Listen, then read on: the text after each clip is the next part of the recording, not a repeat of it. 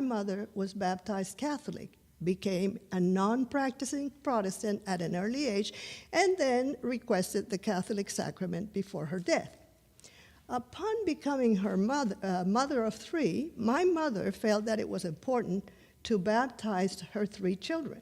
She met a wall, as no church wanted to do this based on such a messy religious picture that my family presented. After knocking on many doors, we were finally welcomed at a small Anglican church that served a mostly foreign community, and the three Schlesinger children were baptized Anglican. In school, religion was a mandatory subject. My school provided a class for those of us who were not Catholic. We were a minority, all bundled under the classification Protestant. We were the others, the different and liberal, the ones without First Communion and other rituals. This separation made an impression on me. It was them against us, or us against them. We were not, however, the chosen ones, a small, diverse group protesting against some big institution. Fortunately, my country has evolved, and nowadays there seems to be more inclusion and acceptance towards diverse religious beliefs. I think I started seeing that when I was a teenager and was accepted to do 1 year in the Catholic classroom and 1 year in the Protestant classroom. I began, however, to learn more about the obstacles that my parents received or found because of religion. I began to question God, or the gods that allowed so much wrong in our country of well-defined social differences and injustice. I began to learn about the Holocaust in my father's story. I began to question religion, and although intrigued by it and by spirituality, I did not feel at home in any church community for a good part of my life. Years later, my husband Foster and I moved to New York City, and he invited me to a nearby beautiful church, the Unitarian Universalist Church in Brooklyn Heights, never known to me.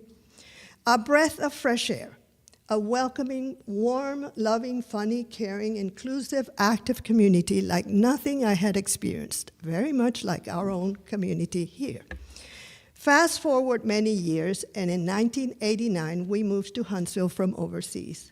We found the Unitarian Universalist Church of Huntsville up on the mountain, and again, we felt at home for several years. We took a break for a while, and now we have been here since 2016. Here, we have found, again, a caring community that we all know and love, which seeks social justice and inclusion, where one can find openness among such a diverse group of individuals. This is a community with a covenant that affirms, and I quote, the inherent worth and dignity of every member. This is a community that wants to make ours a better world, leaving a legacy of love, care, with all in mind. Here, we celebrate the good things, and we extend our hand to those in need. We mourn when a loved one passes. We grieve together. We're free to have an opinion. Some speak up, some write letters, some demonstrate. We listen to each other, and we value each other. We think, we question, we propose, we do, and together, with our vision of justice, equity, and compassion, with our resilience, with our sense of what is fair, and our wonderful sense of humor, we make things happen.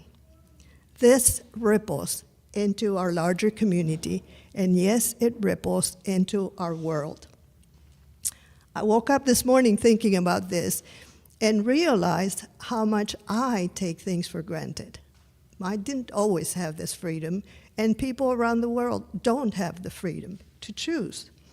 To me, this is a community worth supporting, and that support includes our financial contributions.